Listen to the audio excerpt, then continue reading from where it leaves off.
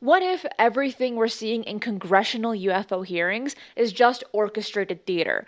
Journalist Ross Coulthart just dropped some very interesting information about the September 9th hearing, calling the public UAP sessions a dog and pony show. And then information on Weaponized is also coming into play in all of this. As always, you can find the sources in my detailed articles at ufonews.co, along with in the description box below. Hey ufologers, I'm Cristina Gomez, and welcome to this episode of UFO News Updates. Today, we're breaking down two pretty explosive new revelations from two different news sources that expose the vast gap between what Congress actually knows and what they can tell us. To some degree, the public hearings are a dog and pony show. You know, we're being shown and told what we're allowed to be told. There's a hell of a lot more that's known about inside the private SCIFs, the secure SCIFs inside the Congress where briefings have been given. Congressmen and senators, congressional representatives and senators know a hell of a lot more privately than they do or can talk about publicly. That was Ross on the latest reality check. And here's what we know about the confirmed September 9th UFO hearing. Congressman Eric Burleson has officially announced witnesses, all described as first-hand witnesses, and we're talking about a former U.S. Air Force veteran discussing 5 UAP incidents, a Navy officer with direct UAP encounters, and another Air Force officer with first-hand experiences. At least, hopefully, they come forward, they give their testimony, and they give us some good information. As noted in articles like in the debrief, these hearings are heavily influenced by intelligence community input regarding what can and cannot be discussed publicly. And we heard that very same thing in one of the previous UFO hearings. And in fact, we're met with people not wanting us to have hearings. We're met with people not wanting us to ask you questions. In fact, many of us we're told not to ask some of you certain questions on certain topics. There's far too much intelligence service input into what people are and aren't allowed to talk about inside a public hearing. The UAP community was recently buzzing about something called the SCIF Flu, the idea that witnesses were deliberately avoiding classified briefings, and that was really coined by Anna Paulina Luna, where she spoke about that on the Joe Rogan podcast. But Mike Gold, who was actually there at one of the SCIFs, sets the record straight, stating it was simply a miscommunication on the Weaponized podcast.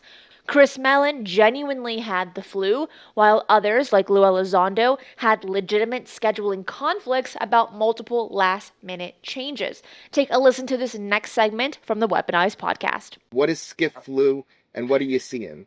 The SCIF Flu is a myth. Today, I hope to inoculate you against it. And normally, it shouldn't be that difficult to get a SCIF, but I think other members of Congress were making it challenging for Congresswoman Luna, for Congressman Burleson to go and get the SCIF. And that's why I give a great deal of credit for them. But the challenge that occurred here for the SCIF meeting, I believe this was in May, although the original meeting was supposed to be in April, that there were multiple attempts to get the SCIF. So I was going into the SCIF along with Lou and a number of others, but I think literally 3 times we were told it was going to happen, and then it didn't.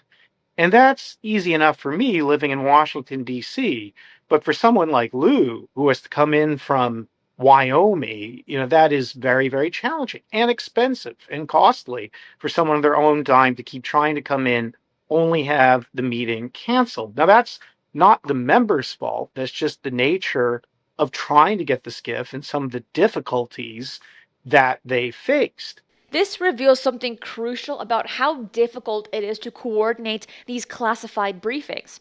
As Gold explains, who works for NASA and also used to work for Robert Bigelow, witnesses like Lou Elizondo had to fly in from Wyoming multiple times, only to have meetings canceled at the last minute. And the logistics alone are creating barriers to disclosure. But the real story isn't about missing meetings. It's about what's actually being shared in those classified sessions versus what we see publicly. But there is a whole lot of drama with the SCIF Flu allegations, a battle of he said, she said with Elizondo and Congresswoman Luna. Who is really telling the truth? Well, that is up for you to decide. Legal expert Richard Beckwith, author of Need to Know, breaks down exactly how the government maintains UAP secrecy. Two key mechanisms are killing Freedom of Information Act requests: the mosaic theory and state secrets privilege. So mosaic theory is the theory that although a particular piece of information may on its surface appear to be innocuous or unimportant, if placed into a larger mosaic, or a picture, if you will, of a much greater scheme that's taking place, these little mosaics or these little pieces of information can be pieced together over time by an enemy or an adversary to determine what sorts of things you are working on. They're not going to disclose it until you pry it from their dead cold fingers. It's just not going to happen. You can have all the hearings in Congress you want, but the gatekeepers, and I think some of us may have some idea about who those gatekeepers might be, but those gatekeepers are not going to let that information go. There is no altruism at the level of people that are safeguarding this information. There's a real lack of concern for fellow humans at that level. And Ross argues that real disclosure will only come from presidential action, not Congress.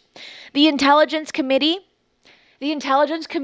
appears to be successfully managing narrative control, keeping even presidents in check with carefully crafted briefings that justify continued secrecy. I defy the White House to maintain its BS line that these are FAA, Federal Aviation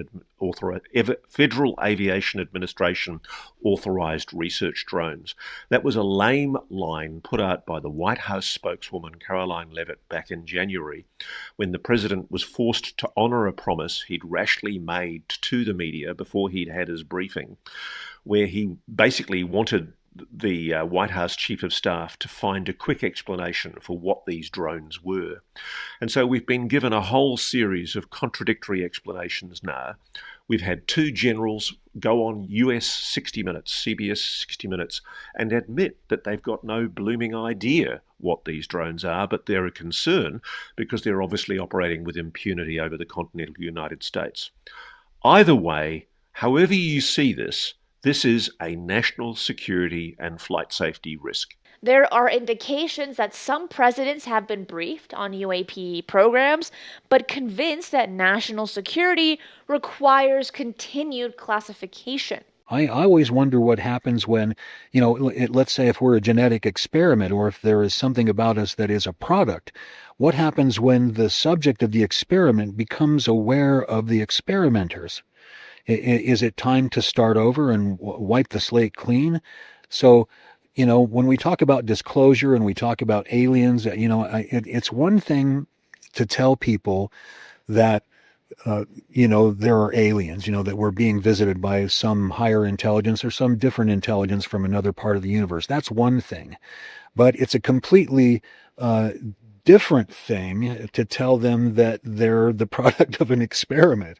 I think these raise really profound questions about humanity's place in the larger cosmic context and whether disclosure might fundamentally alter our understanding of reality itself.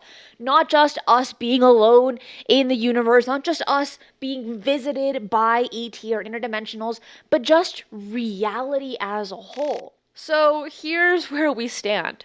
Congress knows far more than what they say publicly, which we already know, and the secrecy apparatus built around this issue is more sophisticated than most people realize. You can't just be fed information on a silver spoon and hope for the best.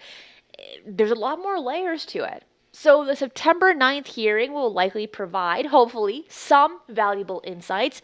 And given what we've learned about the limitations of public hearings, do you think grassroots pressure will force real disclosure, or will it ultimately require presidential action. Will the president come on national news and say, guys, I have something to tell you?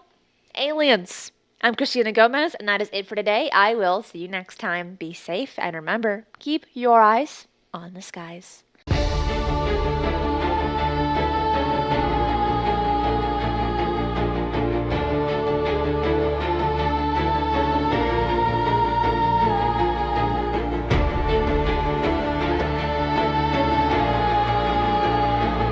If you enjoyed today's show, hit that like button. And if you're not subscribed, what are you waiting for? Hit the notification bell as I do daily UFO news and updates. Fresh UAP stories, government disclosures, and breaking developments land here every single day.